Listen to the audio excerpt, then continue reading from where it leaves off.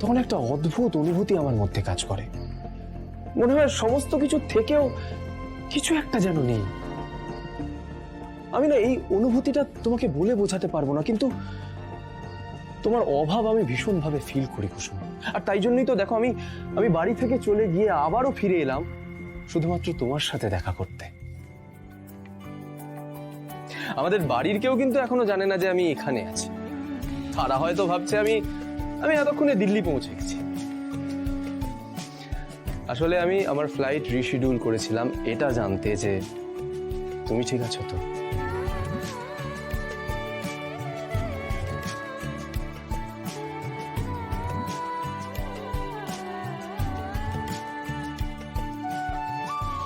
কুসুম, তোমার মন খারাপ হলে আমি সবসময় চেষ্টা করি তোমার মুখে হাসি ফোটানোর।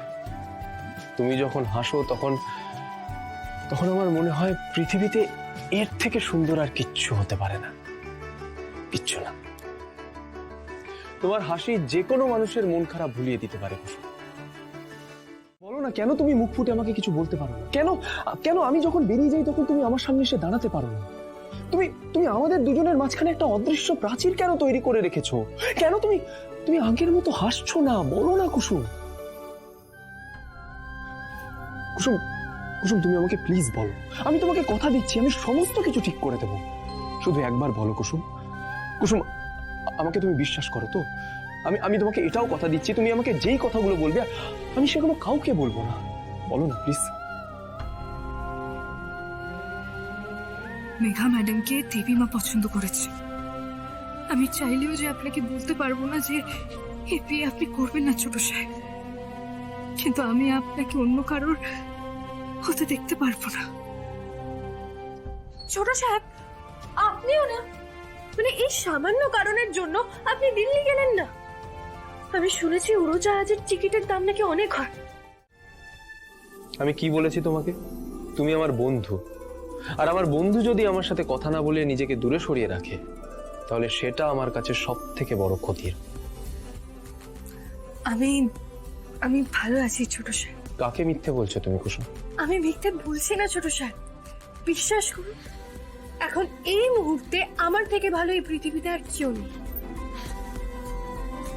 কারণ আপনি যে আমার সাথে দেখা করতে এসেছেন। তাহলে এখনো কেন তুমি গোমড়া মুখে দাঁড়িয়ে আছো? একটু হাসো না। আমি তোমার হাসি মুখটা দেখতে চাই কুসুম, প্লিজ হাসো, প্লিজ।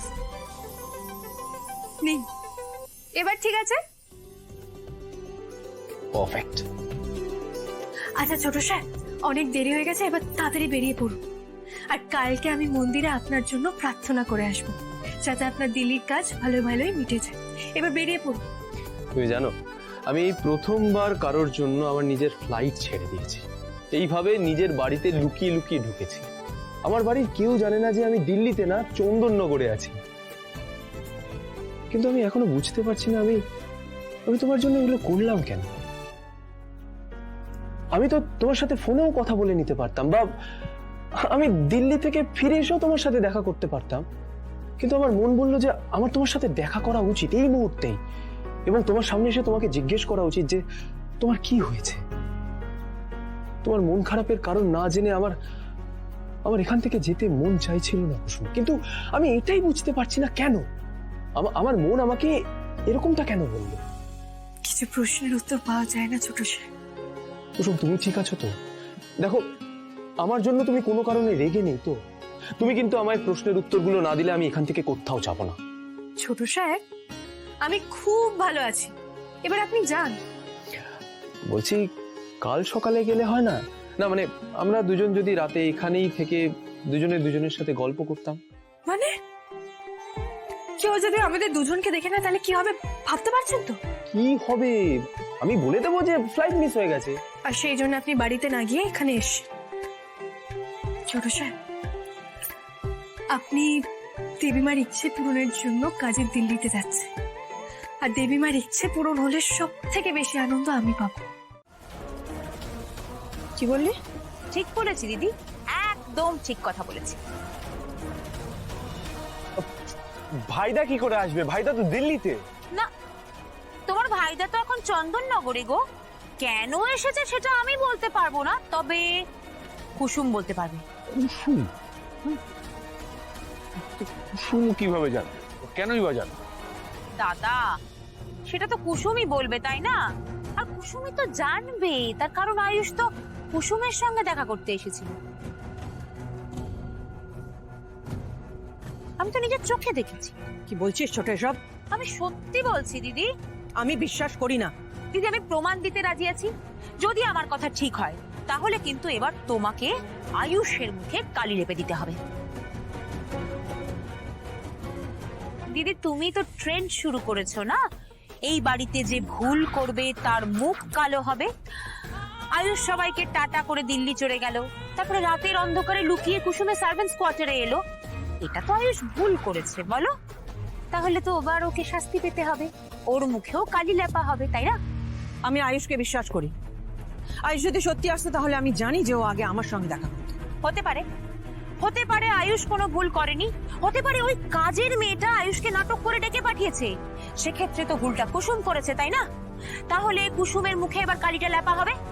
ছোট, আয়ুষের দিল্লির ফ্লাইট ছিল, আয়ুষ দিল্লিতে আছে। দিদি, তুমি আমাকে শাস্তি দিতে আমার মুখে কালি লেপে দিলে, কিন্তু তারপরেও আমি তোমাকে বলছি, আমি নিজের চোখে আয়ুষকে এই বাড়িতে ঢুকতে দেখেছি, সার্ভেন্টস কোয়ার্টারে যেতে দেখেছি, সেখানে কুসুমের সঙ্গে হ্যাঁ হ্যাঁ হি হি করতে শুনেছি। হ্যাঁ, তারপরে আবার ওই কুসুমের সাথেই দেখেছি আয়ুষ লুকিয়ে লুকিয়ে বেরিয়ে যাচ্ছে এই বাগান দিয়ে।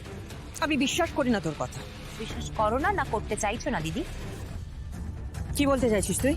আমার মুখ কালো করতে যতটা আনন্দ পেয়েছিলে তুমি, নিজের ছেলের মুখটা কালো করতে তো তার থেকে অনেক বেশি কষ্ট হবে দিদি। তাই হয়তো আমার কথাটা বিশ্বাস করতে চাইছো।